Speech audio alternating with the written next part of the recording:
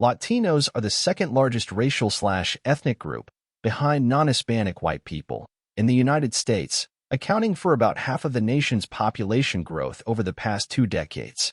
19% of Americans, 62.1 million, are Latino, not that you could tell by watching American movies. According to the latest study from USC's Annenberg Inclusion Initiative, just 5.5% of speaking characters on the big screen are Hispanic or Latino, a proportion that has not significantly changed in the past 16 years. Even as the U.S. Hispanic population grew 23% just in the past decade. Even fewer, 4.4%, were leads or co-leads, less than 1%, or 8 actors total, were Afro-Latino, and 2.6% were born in the United States. Only 4 U.S.-born Latinos starred in more than one movie since 2007. None were men. The actor with the most lead roles was Cameron Diaz, a white Latina who retired about a decade ago. AI2 study, sponsored by McDonald's, is its third deep dive into Hispanic and Latino representation in the movies, examining the 100 highest-grossing movies every year from 2007 to 2022. Looking at distribution, the researchers found that there wasn't a single year in which all 6 major studios, plus Lionsgate, released at least one Latino-led film, with Warner Brothers releasing just 3 total in 16 years. This is soul-crushing for this community, as Latinos represent 49% of Los Angeles, the entertainment capital of the world, the researchers wrote. Further exploring Hollywood's business decisions when it comes to Latinos, the study compared the production and marketing spends as well as the distribution size of movies starring Latinos versus non-Latinos. Among the 126 movies with solo protagonists from the past 2 years, researchers found that the former received fewer financial support than the latter, particularly when it came to production budgets.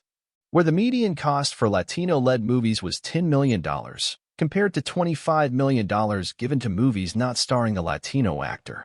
They discovered no significant difference between the 2 groups of films and box office performance, but the Latino-led movies in the 2-year sample had a higher median Metacritic score, 71 versus 58.5.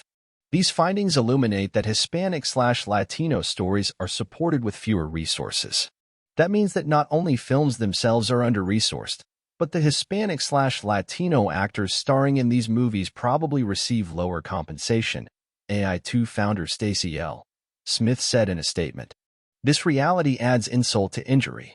Not only are there few opportunities for Hispanic/Latino actors, the roles that exist are less lucrative. The comprehensive study also examined on-screen representation intersectionally and qualitatively, unsurprisingly finding very few Latino characters who were LGBTQ+ or had a disability, and a prevalence of characters that fit a stereotype or trope, with more than half of the Latino protagonists, 57.8%, in last year's movies depicted as criminals.